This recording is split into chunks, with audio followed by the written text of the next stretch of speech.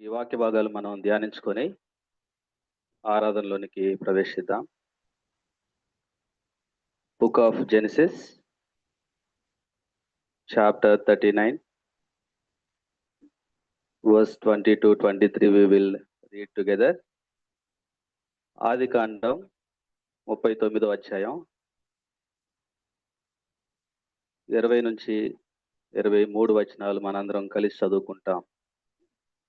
అతనిని పట్టుకొని రాజు ఖైదీలు బంధించబడు చెరసాలలో వేయించెను.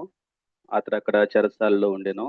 అయితే యెహోవా యోసేపునకు తోడయ్యుండి అతని యందు కనికరపడి అతని మీద ఆ చెరసాల యొక్క అధిపతికి కటాక్షము కలుగునట్లు చేసెను. చెరసాల అధిపతి ఆ చెరసాలలో ఉన్న ఖైదీలందరినీ యోసేపు చేతికి అప్పగించెను. వారు అక్కడ ఏం చేసిరో అదంతా అతడే చేయించేవాడు.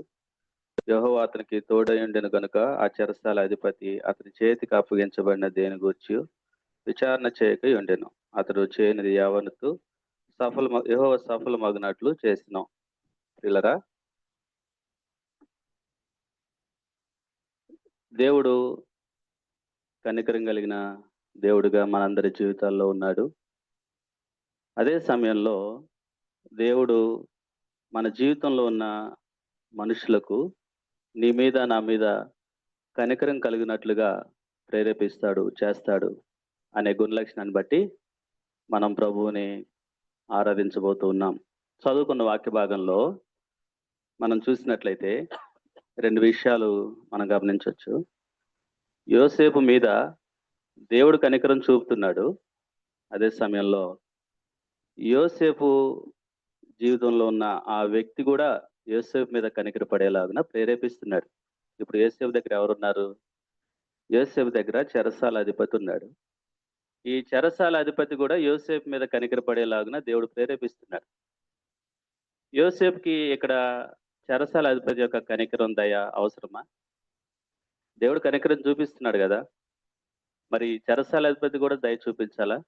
ఎందుకు దేవుడు చెరసాల అధిపతిని కనికరపడేలా చేస్తూ ఉన్నాడు యోసేపు మీదనంటే, యోసేపుకి ఇక్కడ దయ చూపే ఒక వ్యక్తి చాలా అవసరం.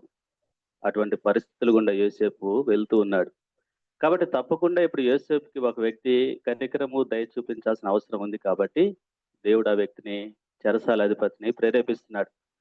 యోసేపు గురించి మనం చూస్తే చిన్న వయసులోనే తల్లిని కోల్పోయాడు. ఆ తర్వాత ఎదుగుతూ ఉన్నప్పుడు అన్నలు అసూయతోటి, పగతోటి ఇష్మాయేలుకి అమ్మవేశారు. ఆ తర్వాత మనం చూసినట్లయితే తన జీవితంలో కొంత పోతీఫర్ నుంచి దయ దొరికింది అనుకున్న సమయంలో పోతీఫర్ యొక్క భార్య నిందించడం వల్ల, నింద వేయటం వల్ల పోతీఫర్ యొక్క దయ కూడా దూరం అవుతూ వచ్చాడు. తండ్రికి ఆల్రెడీ దూరం అయ్యాడు. కాబట్టి ఎంత నిరుత్సాహం గుండా, నిరాశ గుండా, డిస్కరేజ్మెంట్ గుండా వెళ్తున్నాడో తెలియదు. బహుశా నేను అనుకుంటున్న కొంతమంది చూపులు కూడా ఆయన బాధ పెట్టి ఉంటాయి. నువ్వు ఎంతకాలం నిందారహితుడు అనుకున్నాము, కానీ నువ్వు కూడా నిందల పాలయ్యో అన్నట్లుగా కొంతమంది ఐగుప్తీయులు బహుశా చూస్తుంటారు, చెప్పలేం. కాబట్టి దయా కనికరం ఎంతో అవసరమైన సమయంలో దేవుడు దయ చూపిస్తున్నాడు. అదే సమయంలో చెరసాల యొక్క అధిపతి కూడా యోసేపు మీద కనికరపడలాగిన దేవుడు ప్రేరేపిస్తున్నాడు. నీ జీవితంలో, నా జీవితంలో కూడా చూసినట్లయితే మనం ఎప్పుడైతే నిరాశల గుండా, నిరుత్సాహం గుండా, డిస్కరేజ్మెంట్ గుండా వెళ్తూ ఉంటామో అప్పుడు దేవుడు ఏం చేస్తాడంటే కొంతమంది వ్యక్తుల్ని నీ మీద కనికరపడటానికి, దయ చూపించడానికి ఆయన ప్రేరేపిస్తాడు, నియమిస్తాడు. ఆ విధంగా ఆయన నిన్ను, నన్ను ఆయా సందర్భాలలో, పరిస్థితుల్లో ఆయన మనల్ని ఆదరిస్తూ వస్తూ ఉన్నాడు. మనం గమనించుకుంటే ఏదో ఒక వ్యక్తి ఈ చెరసాల అధిపతి దయ చూపినట్లుగా యోసేపు మీద మన జీవితంలో కూడా ఆయా పరిస్థితుల్లో, సందర్భాల్లో దయ చూపిన పరిస్థితులు లేకపోవు. భవిష్యత్తులో కూడా ఆయన నీ మీద కనికరపడటానికి, నీ మీద దయ చూపించడానికి దేవుడు మనుషుల్ని ఏర్పరుస్తాడు. దేవుడు కనికరం చూపిస్తాడు. అదే సమయంలో తన బిడ్డల మీద ఇతరులు కూడా కనికరపడేలా వాళ్ళని ప్రేరేపిస్తాడు. మరొక వాక్య భాగం చూస్తాం. ఎస్తేరు గ్రంథం 2వ అధ్యాయం 8-9 వచనాలు చూసుకుంటాం. ఎస్తేరు గ్రంథం 2వ అధ్యాయం, book of Esther chapter 2, 8 and 9. రాజాజ్ఞయు అతని నిర్ణయమును ప్రచురము చేయబడి కన్యకులు అనేకులు షూషను కోటకు పోగు చేయబడి హేగే వశమునకు అప్పగింపబడగా ఎస్తేరును రాజు యొక్క నగదుకు తెబడి స్త్రీలను కాయు హేగే వశమునకు అప్పగించబడెను. ఆ చిన్నది అతని దృష్టికి ఇంపైనది గనుక ఆమె అతని వలన దయ పొందెను. కాబట్టి ఆమె పరిమళ క్రియల కొరకైన వస్తువులను, ఆమెకు కావలసిన భోజన పదార్థములను రాజు ఇంటిలో నుండి ఆమెకు ఈదగిన 7 ఆడపిల్లలను అతడు ఆమెకు త్వరగా ఏర్పరిచి, ఆమెను ఆమె చెలికత్తెలను అంతఃపురములో అతి శ్రేష్టమైన స్థలమందు ఉంచెను. ప్రియులారా, ఇక్కడ ఎస్తేరు మీద ఆ యొక్క స్త్రీలను కాయు హేగే దయ చూపిస్తూ ఉన్నాడు. నేను అనుకుంటున్నాను దేవుని యొక్క ప్రేరేపణ బట్టే ఈ వ్యక్తి ఎస్తేరు మీద దయ చూపిస్తున్నాడు అని మనం అర్థం చేసుకుంటున్నాం. ఎస్తేరుకి ఇక్కడ హేగే యొక్క దయ అవసరమా, కనికరం అవసరమా అంటే చాలా అవసరం. ఎందుకంటే మన వాక్య భాగాల్లో చూస్తే ఎస్తేరు చిన్న వయసులోనే తల్లిదండ్రులని కోల్పోయింది. ఆ తర్వాత పినతండ్రి దగ్గర పెరుగుతూ ఉంది. చెరపట్టబడిన దేశంలో పరదేశిగా నివసిస్తూ ఉన్నారు. కాబట్టి దయ, కనికరము ఎంతో అవసరమైన పరిస్థితిలో ఇప్పుడు ఆ పినతండ్రికి కూడా దూరం అయింది. ఎంత నిరాశ గుండా, భయం గుండా, ఆందోళన, కలవరం గుండా వెళ్తుందో మనకు తెలియదు. కాబట్టి తనకి దయ ఎంతో అవసరం. కాబట్టి కనికరం కలిగిన దేవుడు ఇక్కడ ఏం చేస్తున్నాడంటే, స్త్రీలను కాయు హేగేని ప్రేరేపిస్తున్నాడు. నా కుమార్తె అయిన ఎస్తేరు మీద నువ్వు కనికరం చూపించాలి, దయ చూపించాలి అని బహుశా దేవుడు అతన్ని ప్రేరేపించాడేమో. అందుకే దయను కనబరుస్తున్నాడు, కనికరం కనబరుస్తున్నాడు ఎస్తేరు మీద. మన జీవితాల్లో కూడా అనేక సందర్భాల్లో ఎస్తేరు వంటి పరిస్థితులు గుండా వెళ్తున్నప్పుడు దేవుడు ఆయా మనుషుల ద్వారా మన మీద కనికరం చూపే దేవుడుగా ఉన్నాడు. మన మీద దయ చూపే దేవుడుగా ఉన్నాడు. తన యొక్క బిడ్డల జీవితాల్లో ఆ విధంగా దేవుడు అనేకుల్ని ఏర్పరుస్తూ దయ చూపించే దేవుడుగా ఉన్నాడు. దానియేలు గ్రంథంలో కొన్ని మాటలు మనం చూద్దాం. Book of Daniel chapter 1.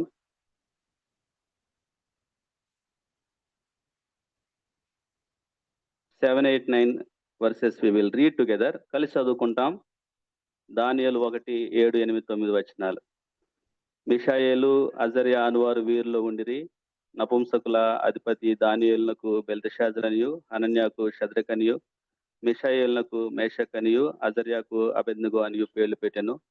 రాజు భుజించు భోజనమును పానము చేయు ద్రాక్షారసమును పుచ్చుకొని తాను అపవిత్రపరచుకొనకూడదని దానియేలు ఉద్దేశించి, తాను అపితుడు కాకుండానట్లు వాటిని పుచ్చుకొనకుండా సెలవిమ్మని నపుంసకుల అధిపతిని వేడుకొనగా, దేవుడు నపుంసకుల అధిపతి దృష్టికి దానియేలునకు కృపా కటాక్షము నొంద అనుగ్రహించెను.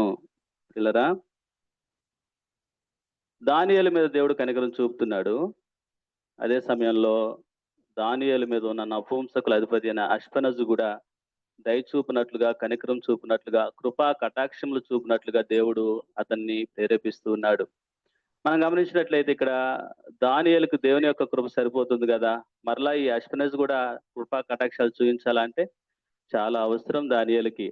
ఎందుకంటే దానియేలు మనం చూసినట్లయితే దానియేలు ఇక్కడ చెరపట్టబడిన దేశంలో జీవిస్తూ ఉన్నాడు. తన యొక్క దేశానికి రాజైన ఆ రాజు యొక్క సహాయం దానియేలుకు లేదు. దానియేలు యొక్క తల్లిదండ్రుల గురించిన ప్రస్తావన ఇక్కడ ఇవ్వబడలేదు. కాబట్టి దానియేలు కొంత బలహీనమైన జనాంగంగా, బలహీనమైన వ్యక్తులుగా శక్తి సామర్థ్యాల చొప్పున చూస్తే మనకు కనిపిస్తుంది. అంటే ఇప్పుడు అధికారంలో ఎవరున్నారు? బబులోను రాజు ఉన్నాడు. కాబట్టి ఇప్పుడు దానియేలుకి దయ అవసరమే, దానియేలుకి కృపా కటాక్షాలు అవసరమే. కాబట్టి దేవుడు ఏం చేస్తున్నాడంటే అష్పెనజును ప్రేరేపిస్తూ ఉన్నాడు. నపుంసకుల అధిపతి అయిన అష్పెనజును ప్రేరేపించి దానియేలుకి కృపా కటాక్షములు నన్ను అనుగ్రహిస్తూ ఉన్నాడు. తన యొక్క బిడ్డల జీవితాల్లో అనేక మార్లు, నీ జీవితంలో, నా జీవితంలో కూడా అనేక మార్లు ప్రభు ఏం చేస్తూ ఉన్నాడంటే మన చుట్టూ ఉన్న వారి ద్వారా మన మీద కృపా కటాక్షములు ఆయన అనుగ్రహిస్తున్నాడు. ఆయన కనికరం చూపిస్తున్నాడు నీ మీద, నా మీద. అదే సమయంలో నీ జీవితంలో, నా జీవితంలో ఉన్న కొంతమంది వ్యక్తుల ద్వారా దేవుడు ఏం చేస్తాడంటే దయను, కనికరమును, కృపా కటాక్షములను మనకు దయచేస్తూ ఉంటాడు. అపోస్తుల కార్యాల్లో కూడా ఒక మాట చూస్తాం. Book of acts chapter 27, 1 to 4 we will read together. అపోస్తుల కార్యాలు 27, 1-4. మేము ఓడ ఎక్కి ఇటలీ వెళ్ళవాలని నిర్ణయమైనప్పుడు వారు పౌలును మరికొందరు ఖైదీలను ఔగుస్తు పటాలంలో శతాధిపతి అయిన యూలియను వానికి అప్పగించిరి. ఆసియా దర్వెంబడున్న పట్టణములకు ప్రయాణం చేయబో అద్రముత్తియగు పట్టణపు ఓడనెక్కి మేము బయలుదేరితిమి. మాసిదోనియుడును దెస్సలోనికి పట్టణస్తున్న అరిస్తర్కు మార్కు కూడా ఉండిను. మర్నాడు సీదోనుకు వచ్చితిమి. అప్పుడు యూలి పౌలు మీద దయగా ఉండి అతడు తన స్నేహితుల యొద్దకు వెళ్లి పరామరిక పొందుటకు అతనికి సెలవిచ్చెను. 3వ వచనం వరకు చాలు. ప్రియులరా, యూలి అనే వ్యక్తి ఇక్కడ దయ చూపిస్తున్నాడు ఎవరి మీద? పౌలు మీద. పౌలుకి యూలి యొక్క దయ అవసరమా? యూలిని దేవుడే ప్రేరేపించాడని మనం నమ్మబద్దులమై ఉన్నాం.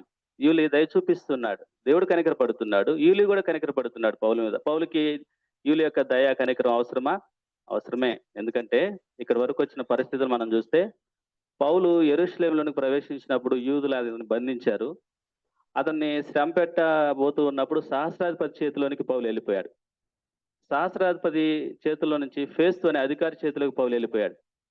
ఫేస్తు అనే అధికారి చేతిలో నుంచి ఫేలిక్స్ అనే అధికారి చేతిలోకి పౌలు తీసుకురావటం జరిగింది. ఫేలిక్స్ కూడా వదిలిపెట్టకుండా అగ్రిపరాజుని తనతో పాటు జాయిన్ చేసుకొని పౌలు మాటలను విని సభలో పౌలు యొక్క ప్రసంగాన్ని విన్న తర్వాత పౌల్ని వాళ్ళు కైసరేకి పంపిస్తూ ఉన్నారు. కైసరేలో ఉన్న పౌల్ని వాళ్ళు ఇటలీకి పంపిస్తున్నారు. ఈ వచనం మనం చూస్తాం, మేము ఓడెక్కి ఇటలీ వెళ్ళాలని నిర్ణయం అయింది అని అంటున్నాడు. ఇప్పుడు ఇటలీ వెళ్ళబోతాం అంటే ఎన్ని పరిస్థితులు గుండా పౌలు వచ్చాడు. ఎక్కడ కూడా ఆయన మీద గొప్ప కనికరము దయ కనబడినట్లు చూపించినట్లుగా మనుషులు మనకు కనిపించదు. ఫేస్తు దగ్గర కానీ, ఫేలిక్స్ దగ్గర కానీ, అగ్రిపరాజు దగ్గర కానీ ఎక్కడ కూడా దయకరమైన మనకు దయ కనపరిచినట్లుగా మనకి కనిపించదు. అయితే ప్రభు ఇక్కడ ఏం చేస్తున్నాడంటే, యూలి యొక్క హృదయాన్ని బహుశా ప్రేరేపించి ఉంటాడు. దానియేలుకి సహాయం అందినట్లుగా, ఎస్తేరుకి సహాయం అందినట్లుగా, యోసేపుకి సహాయం అందినట్లుగా ఇప్పుడు పౌలుకి సహాయం అందుతుంది యూలి ద్వారా. దేవుడు ఏం చేస్తూ ఉన్నాడు? ఆయన కనికరం చూపిస్తూ ఉన్నాడు. అదే సమయంలో తన యొక్క బిడ్డల జీవితాలలో ఉన్న మనుషులను కూడా ప్రేరేపించి వాళ్ళు కూడా మన మీద దయ చూపినట్లుగా, కనికరపడినట్లుగా, కృపా కటాక్షాలు అనుగ్రహించినట్లుగా దేవుడు ప్రేరేపిస్తూ ఉన్నాడు. ఒకసారి మన జీవితంలో వెనక్కి తిరిగి చూసుకుంటే, మనం కృంగిన స్థితిలో ఉన్నప్పుడు, నిరాశల్లో ఉన్నప్పుడు, నిరుత్సాహాల్లో ఉన్నప్పుడు, లేదా జాబ్ విషయంలో, లేదా ఫ్యామిలీస్ విషయంలో, లేదా ప్రాపర్టీస్ విషయంలో ఎవరో ఒకళ్ళు నీ జీవితంలో కనికరం చూపించలేదా? నువ్వు పనిచేసే చోట, నువ్వు ప్రయత్నాలు చేసే చోట, నువ్వు దేనికోసమైనా ప్రయాణం చేసే చోట ఎవరో ఒకరు నీ మీద కనికరాన్ని, కృపా కటాక్షాలను చూపించలేదా? చూపించే ఉంటారు. ఎందుకు చూపించారు వాళ్ళు నీ మీద? లేదు ఇప్పుడు కూడా ప్రస్తుతం కూడా బహుశా మీలో చాలా మందికి దేవుడు తన యొక్క కనికరాన్ని, కృపా కటాక్షాలను ఇతరుల ద్వారా చూపిస్తున్నాడేమో. ఎందుకు చూపిస్తున్నాడు? ఎందుకు ఇతరులు నీ మీద జాలి పడుతున్నారు, దయ చూపిస్తున్నారు, కనికరం చూపిస్తున్నారు? నీ నీతిని బట్టి కాదు, నీ భక్తిని బట్టి కాదు, నీ మంచితనమో, నీ క్వాలిఫికేషనో, నీ ప్రాపర్టీయో, నీ దగ్గర ఉన్న టాలెంట్స్ని బట్టో కాదు. ఆకాశం అందున్న పరలోకపు తండ్రి కనికరపూర్ణుడు కాబట్టి వాళ్ళ హృదయాల్ని ప్రేరేపించడం వల్ల నీ మీద, నా మీద ఈ రోజున మనుషులు దయ చూపిస్తున్నారు, కనికరపడుతూ ఉన్నారు, కృపా కటాక్షాలు మన మీద చూపిస్తున్నారు. దీన్ని బట్టి ఈ సమయంలో మనం ప్రభుని ఆరాధించుకుందాం. దేవుడు తన వాక్యాన్ని దీవించును గాక. ఆమేన్. It's so right, no? So correct. So many people, God has shown His kindness to us through so many people in our lives.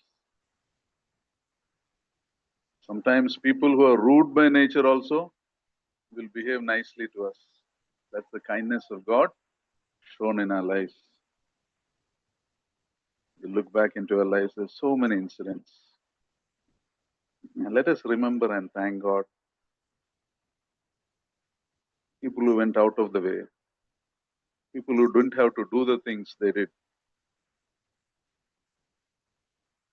We are just ordinary people.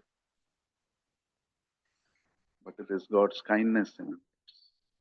So let us stand up, all of us who don't have a medical problem. Let us thank this kind God. And when people show kindness more than if we thank, it's good. We should thank the person, but we should thank the Lord even more, right? Sometimes we stop after thanking the person. So let us thank God and worship Him.